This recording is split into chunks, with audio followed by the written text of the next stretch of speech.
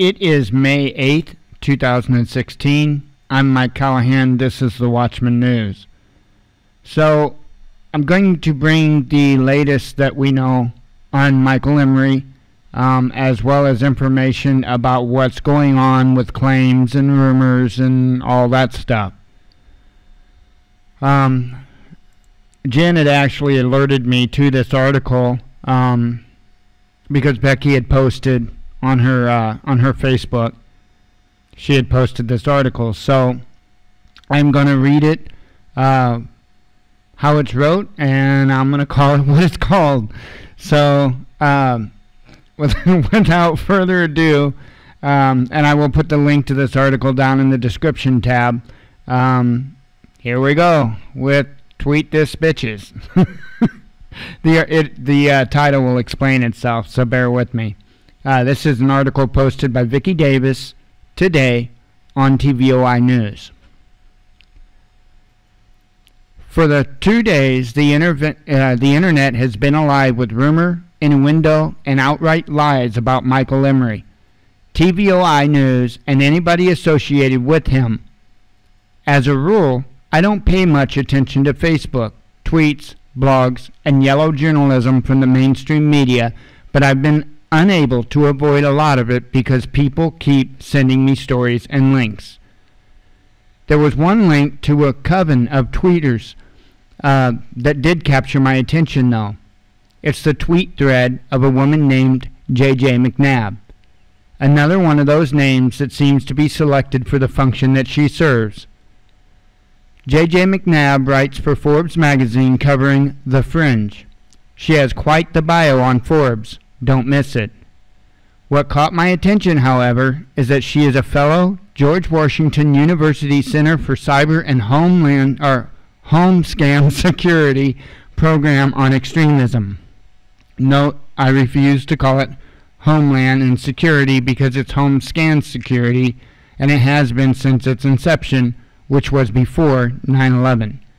And that's true. Here is a link to the website of the Center for Cyber and Home Scam Security. Go down through the list of board of directors and do a few search on the organizations named. Now look at the staff members, in particular Frank J. Califo and Daniel Kanuski, Media Relations. In 2009, Janet Napolitano appointed Frank J. Salufo to be the Vice President for Homeland Security and Director of Homeland Security Policy Institute. Napolitano was the Secretary of Home Scam Security from 2009 to 2013, so the fact that Salufo was appointed by Napolitano says that the Homeland Security Policy Institute at GWU is the privatized policy arm of the Department of Home Scam Security. This is an excerpt from the 2009 announcement of Salufo's appointment. Salufo is joined by two co-chairs, Mr. Norm Augustine, former chairman and CEO of Lockheed Martin, and Dr. Ruth David, President and CEO of the Department of Homeland Security federally funded Research and Development Center, as well as more than a dozen senior Homeland Security leaders that together possess a wide range of expertise and professional experience. This is the information I gathered about Ruth David and her home scam security activities. It's hard to say that. These are just a couple of pages of information that I gathered about Lockheed. How savvy is NASCO, showing the connection between Lockheed and Hutchinson Port Holdings, which was a front for the Communist Chinese military. A coup d'etat. New paradigm means new rules. The point of all the above is to demonstrate how connected the Center for Cyber and Home Scam Security, aka Homeland Security Policy Institute, is to the Department of Home Scam Security that is operating as a government agency that concerns itself with domestic security. The fact that J.J. McNabb writes for Forbes on the subject matter that she is involved with at the Center for Cyber and Home Scam Security makes her a government operative, Stasi, embedded with the media posing as a journalist, and her coven of tweeters are the Infozil, I can't pronounce that fetch and carry for her.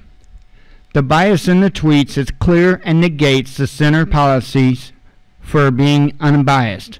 J.J. McNabb is operating functionary of the Department of Homeland Security embedded in media would give her access to information sources within the Department of Homeland Security.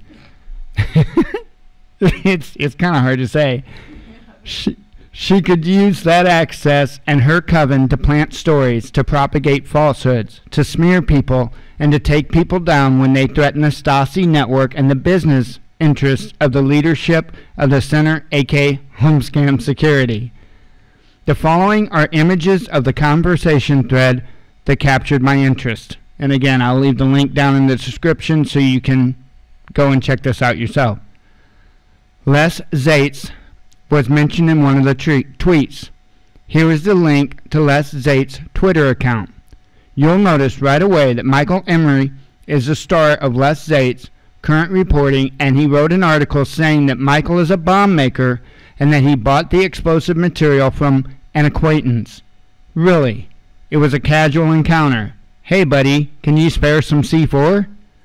Then Les wrote, Emry escaped prosecution apparently for testifying against the drug dealer. So Les wants you to believe that the government allowed a mad bomber to go free so they could convict a drug dealer.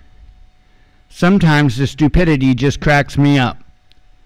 In the article, Les quotes a few of the things that Michael said during his testimony, so I read the testimony too. I have to admit, I was aghast. But it was like reading the testimony of Gomer Pyle. Love you, Michael. He was horrifyingly honest, respectful, and totally forthcoming.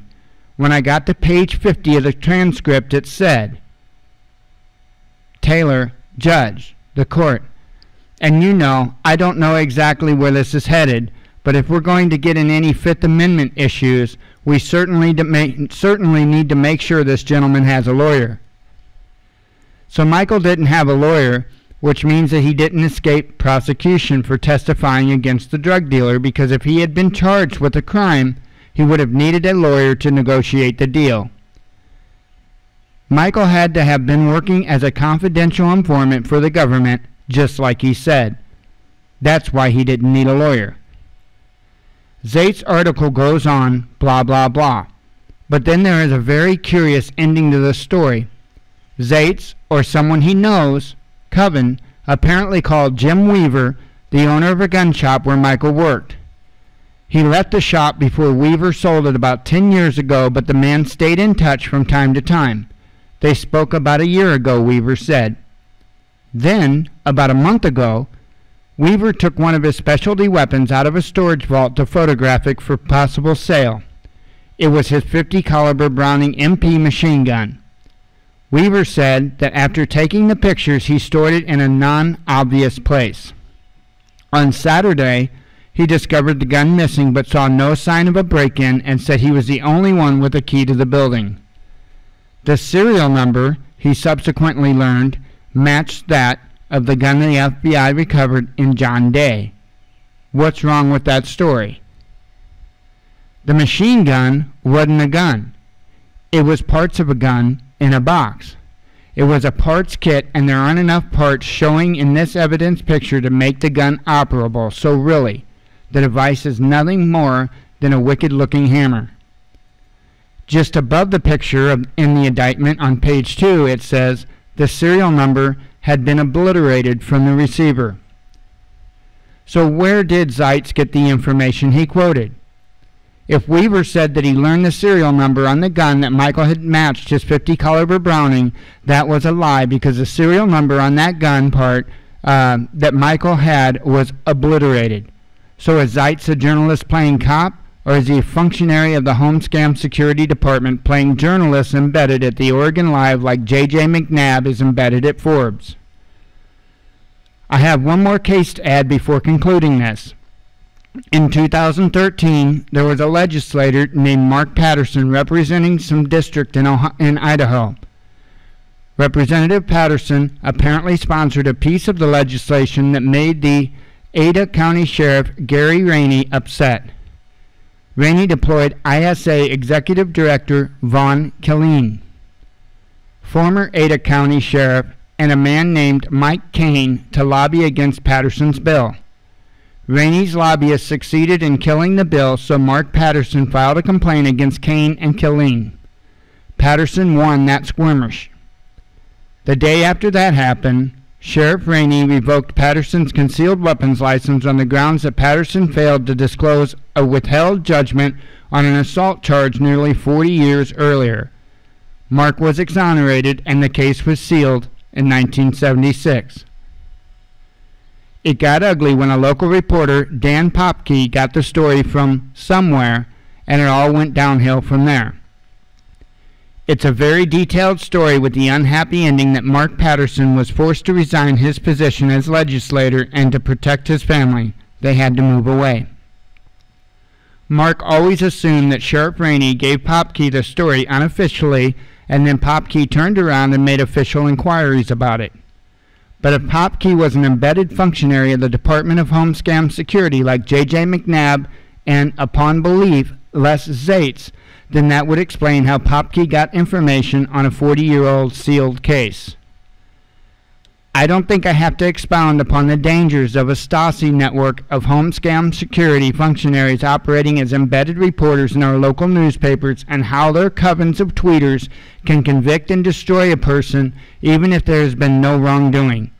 If I'm correct, and I do believe I am, it does explain why the crime wave among local politicians is allowed to flourish, while citizens who try to correct problems end up being painted as the bad guys. The tweeting covens that surround the functionary embeds of the Department of Home Scam are like a pack of dogs waiting to be sent on a destroy mission, and for them, it's just a game.